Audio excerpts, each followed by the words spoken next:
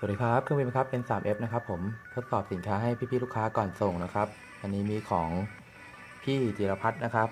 หรือพี่พัฒน์ของเรานั่นเองนะครับผมรางบาลานซ์นะครับแล้วก็แบต4เซลล์นะครับ 1,800 มิลลิแอมป์นะครับผมของ KDL นะครับแล้วก็ของพี่สุชาตินะครับเป็นแบต3เซลล์ 3,000 นะครับ 45C 2 ก้อนนะครับผมโอเคครับเดี๋ยวผมทดสอบแรงดันไฟให้นะครับในแต่ละเซลล์ว่ามีเซลล์ไหนที่มันแรงดันน้อยหรือไม่นี่นะครับ3เซลล์เซลล์ที่1ครับ2เซลล์ที่3นะครับโอเคครับผมก็ก้อนที่2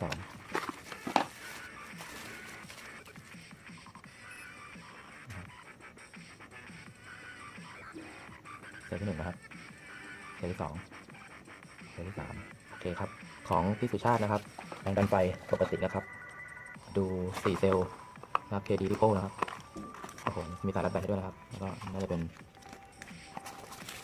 ใบรายละเอียดมันนะครับ4เซลล์นะครับเซลล์ที่1เซลล์ที่2เซลล์ที่3เซลล์ที่4นะครับโอเคครับผมทั้ง4เซลล์นะครับแรงดันไฟนะครับเกิน3โวลต์ตัวนี้เป็นรางบาลานซ์นะครับนี่นะฮะที่ให้มาครับผมตอนนี้เราก็มาลองรางบาลานซ์นะครับนี่ครับผมทดสอบชาร์จบาลานซ์3เซลล์นะครับผม2ก้อนนะฮะ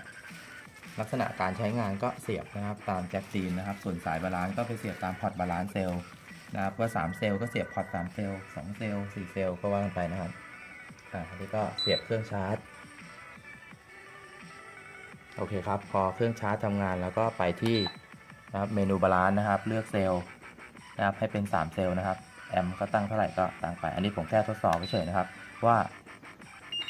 มันจะชาร์จเข้าเออร์เลอร์อะไรไหมมิลลิแอมป์ยังเข้าแบตหรือเปล่าเดี๋ยวดูเลขตัวนี้นะครับนี่คือมิลลิแอมป์นะครับผมที่เรียงเข้าไปที่แบตเตอรี่นะครับผม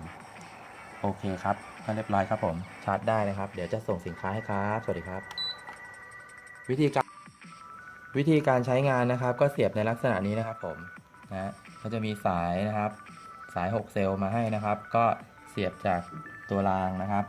รางบาลานซ์มาที่เครื่องชาร์จนะครับผมมันถึงจะชาร์จบาลานซ์ได้นะครับไม่งั้นมันจะชาร์จไม่ได้นะครับถ้าไม่เสียบสายนี้นะครับส่วนสายนี้ก็เสียบเข้ากับนะครับแจ็คของเครื่องชาร์จก็เท่านี้เองครับผมก็สามารถเสียบชาร์จได้นะครับทีละพร้อมกันหลายๆก้อนได้นะครับชาร์จบาลานซ์ด้วยนะฮะโอเคครับผมจบการรีวิว